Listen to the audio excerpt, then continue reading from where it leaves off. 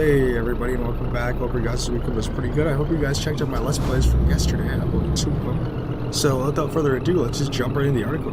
So possibly NBA 2K16 and Gone Home might be coming to PlayStation 4 for free games in June of 2016. Obviously people are waiting for the free games for PlayStation 4, and Sony usually has an announcement now, but it's kind of late. And I guess it was leaked by Gear Nuke, which they said in the newsletter Sony blasted its users. There could have been some glitch in the source code that allowed the list for next month's free games to be revealed. Now this is obviously still rumors and stuff, but it looks like if the page doesn't load correctly, it'll show up the next month's games.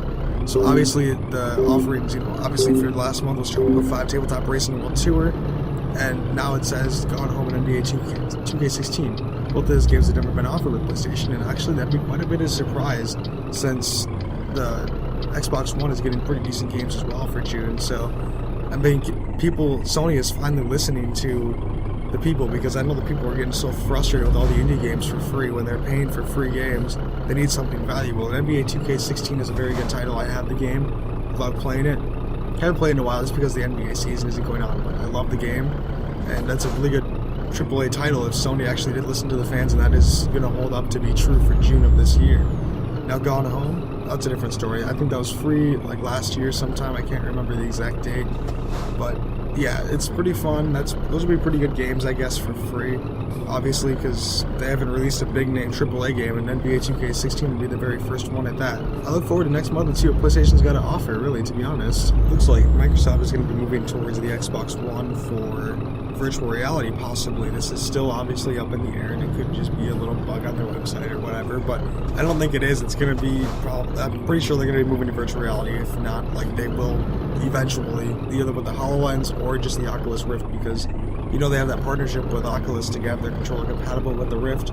So I don't know, maybe that started something right there with that. I'm not entirely sure, but I guess like when you go, like Phil Spencer has been like mom, he said that's creative chatter, and they're still expecting some kind of announcement. It looks like Microsoft has another trick up its sleeve, and those pretty much waiting at E3. They'll probably announce it there as soon, because it's the biggest gaming event of the year. And it looks like there's a list of like drop-down options on the official Microsoft website that says Xbox, Xbox One, Xbox One, and other categories. They can probably select it.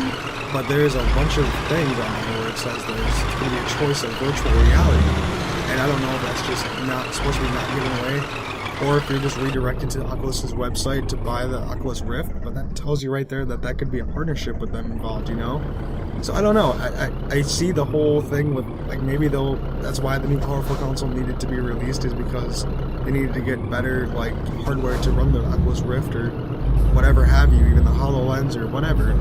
Virtual reality, augmented reality, doesn't really matter. Just, that'd be so cool to see Microsoft jump in on the ship, because they probably see VR as selling quite well, like the HTC Vive and the Oculus Rift themselves are selling very, very well. So maybe Microsoft's like, well, maybe it's worth our time to invest in VR. And I'm pretty sure they won't be disappointed if they do, to be quite honest with you. I guess we'll have to see what the new Xbox is going to look like, or upgraded Xbox to run VR and stuff. That's probably why they needed it, so the other Xbox didn't take so much of a beating with VR, because I know it takes a lot of freaking power to run the VR.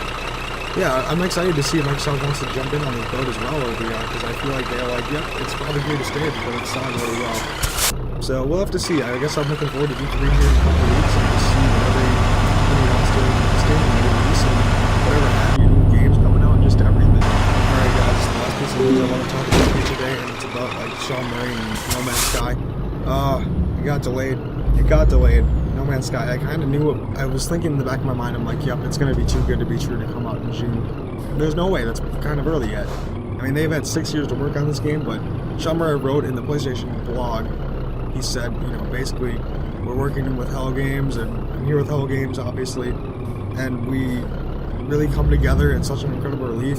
They sit and play it. They watch the playtesters every day, and they pretty much said, wow, I can't believe we're actually making a game like this. They approached their final deadlines, and they realized there were some moments that in the game that needed some extra polishing and just to bring them up to their standards.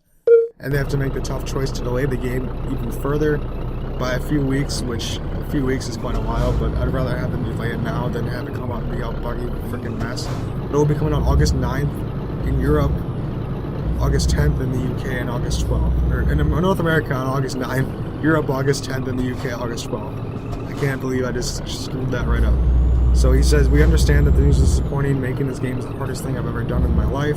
We are so close now, and we are prepared to make the tough choices to get it right. The universe is incredibly vast, more than you can imagine. It's the type of game that hasn't been attempted before by a smaller team than anyone would expect under the intense amount of expectation.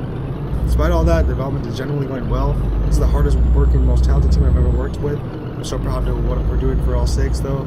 We got one shot to make this game, and we can't mess up. So I'm gonna stick with them. Like, am I disappointed? Sure, but I'm glad they like found the bugs now, and then they didn't release the game a buggy mess like I just said.